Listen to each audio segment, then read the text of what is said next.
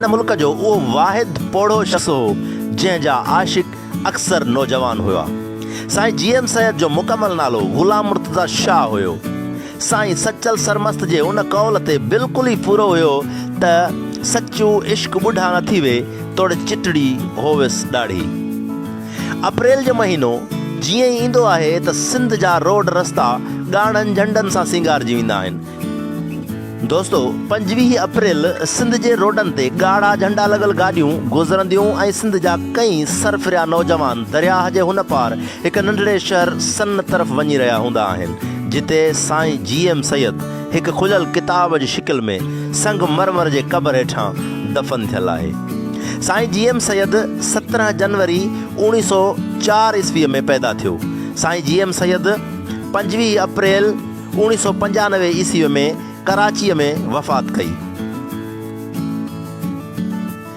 कराचीअ खां सन वेंदड़ साईं GM सैयद जे जनाज़े सां क़ुरान शरीफ़, गीता, इंजील, तौरेत ऐं शाह जो रिसालो गॾु गॾु सफ़र करे रहिया हुआ।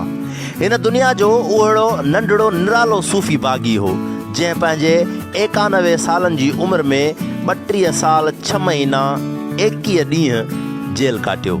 संदसि वफ़ात बि बेनज़ीर भुट्टो जे आख़िरी हुकूमती दौर में नज़रबंदी दौरान थी। मौलाना उबैदुल्लाह सिंधी ख़ान गफ़ार ख़ान गांधीअ खां तमामु घणो मुतासिर हो। ही पोड़ो मुड़ुस शायदि हिन नाम निहाद मुमलिकत ख़ुदादाद जो सभ खां सीनियर ऐं अहिड़ो गद्दार हो जंहिंखे पंहिंजे जुर्म मोहबत ते नाज़ हो।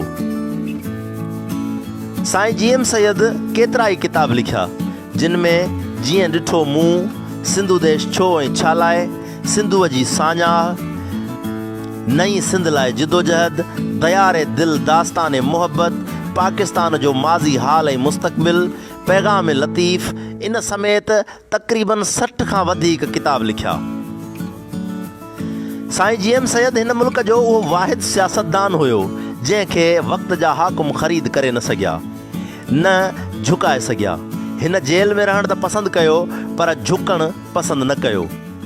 साईं GM सैयद अदालतनि जे कटहरे में बि वॾे वाक चवंदो हो, मूं सिंध जी आज़ादीअ वारी जिदोजहद जो गुनाह कयो आहे ऐं मूंखे उन ते को पछताव न आहे।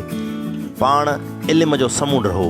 हिन मुमलिकत ख़ुदादाद जे असुल आकाउन ऐं नाम निहाद मुल्लनि साईं GM सैयद ख़िलाफ़ उहा ज़हरीली प्रोपेगेंडा बि कई ऐं कराई त हिन मुल्क जो सभ खां वॾो काफ़िर साईं GM सैयद आहे। काफ़िर आहे, धारियो आहे, न सिर्फ़ु एतिरो पर मुस्लमान बि न आहे, अलाह जो इनकारी आहे। इन खां अलावा अलाए केतिरा उन ते इल्ज़ाम मढ़िया विया। पर इहा तमामु घटि माण्हुनि खे ख़बर हूंदी त साईं GM सैयद सन जे मस्जिदुनि में न सिर्फ़ु निमाज़ पढ़ंदो हो पर अक्सर इमामत बि कंदो हो ऐं जुमे जे ॾींहं ते ख़ुतबो पिणु ॾींदो हो। हू मज़हबी रवादारीअ ते पको ऐं पुख़्तो ईमान रखंदड़ हिकु सूफ़ी बाग़ी ऐं आशिक़ हो जंहिंजी ज़ाती ऐं क़ौमी किरदार ते ॻाल्हाईंदे दुश्मन बि दंग रहिजी वेंदा आहिनि। हींअर 25 अप्रैल ते साईं GM सैयद जी 24वीं वरसी जे मौक़े ते खेसि सीस निवाए सलाम पेश कयूं था। ऐं इहो वाक़ई सच आहे त मक़तलनि जे भितुनि ते पढ़ी थो त पढ़, मक़तलनि जे भितुनि ते पढ़ी थो त पढ़, ॿी शहीदनि जे ऋण जी कहाणी न आहे। हिकु बिलावल जो घाणे में कटिजी वियो, हिकिड़ो सैयद आहे जंहिंजी पुॼाणी न आहे, हिकिड़ो सैयद आहे जंहिंजी पुॼाणी न आहे। साथ सलामत, सिंध सलामत।